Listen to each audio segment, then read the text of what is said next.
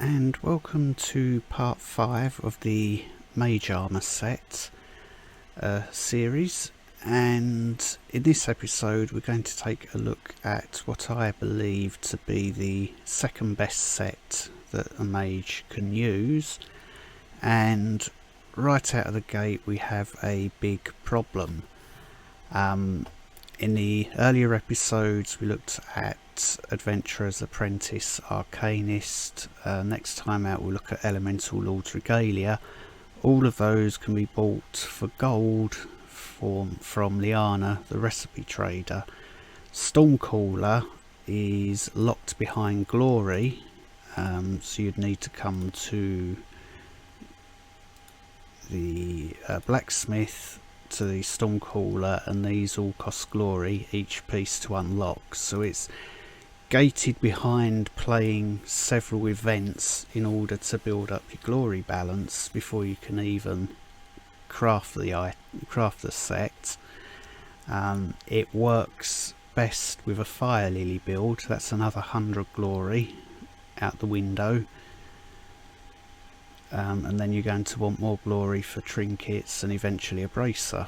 So it is instantly gated behind running quite a few events. Now on the plus side, events come around quite regularly, so depending on how well you do in those, you may be able to get this set quicker. That said, let's take a look at the set bonuses for this. 2-piece. When a target receives damage from Blizzard, there's a 30% chance for the affected target to be hit by lightning for 3000% weapon damage.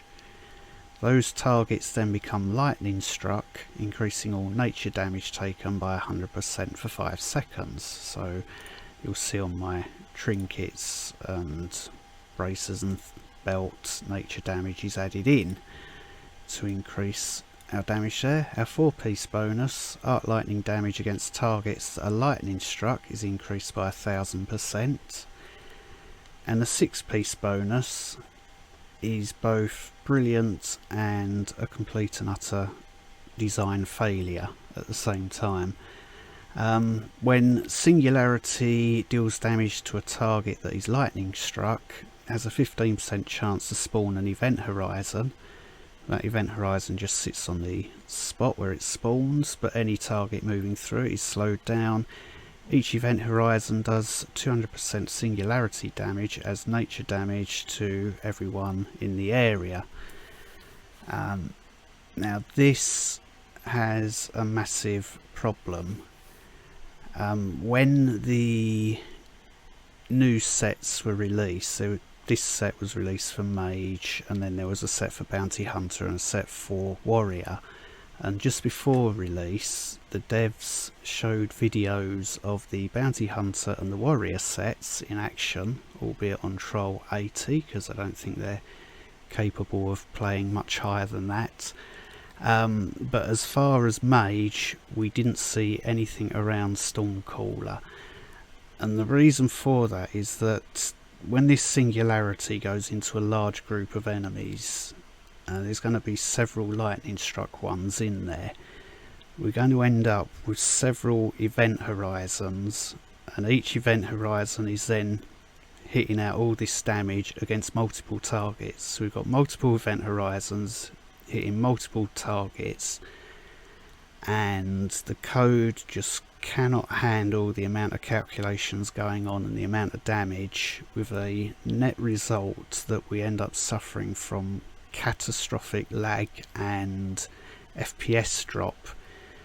In my opinion, you would need some sort of supercomputer, probably of sort of something designed to do meteorological number crunching for weather forecasting, in order to play this with any enjoyment, which is a real shame, because I think this set itself is probably the most fun for me to play. Now there is a further problem with this, in that we couple it with Deirdre's Resolve, which is just extra chance for an extra attack, and then for some more toughness we have an encrypted shield, That has a 40% chance to gain a protective shield when blocking. And again, there's another design flaw in the game, which is that if we have these event horizons throwing out all this damage into enemies, there are some elites out there that deflect damage back to us. Our shield can proc, and then we become immune to that damage coming back to us. So not only are we suffering from lag from all this going on, but the deflected damage, because we've got reflecting enemies out there as well, will cause the screen to fill up with hundreds of little immune words all floating up out of our character, filling the screen as well, which on a high end PC is enough to crash the game, or at least reduce you to 0 FPS. So again, it's another massive problem that occurs.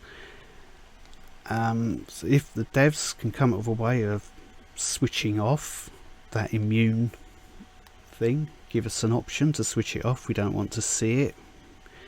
And if they can rework this, perhaps not having multiple event horizons, but perhaps one big one that does more damage, the more it can increase in stacks or something and do more damage per stack, rather than having hundreds of them spawn. Well, we don't get hundreds, 5 or 6, but that's enough to kill the game. Maybe this set could do better and be much more fun to play. So that's a lot of negativity around it. Positives for it is absolutely devastating on groups of enemies. So the mob phase, it's very good at taking out regular mobs. It does fall down a bit on single target damage, which means your bosses are going to take a bit longer, but you can keep sticking event horizons that will just sit there on the boss and keep damage on them, but not as effective as it is in group fights. It's been some months since I've played this, so I probably won't do particularly brilliantly with this, but we'll just take a quick look, probably round up 4 or 5 groups and watch the lag kick in. I think that will do. Now we are quite tanky. I'm going to group them up, and there goes our FPS and what's going on.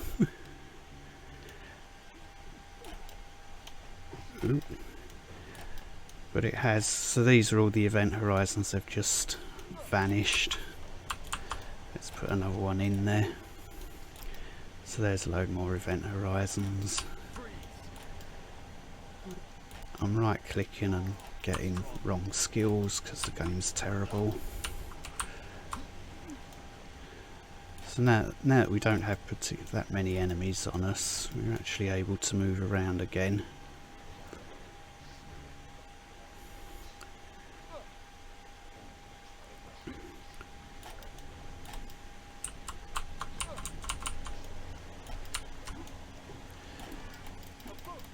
That's a right click and I still get the left click skill coming out.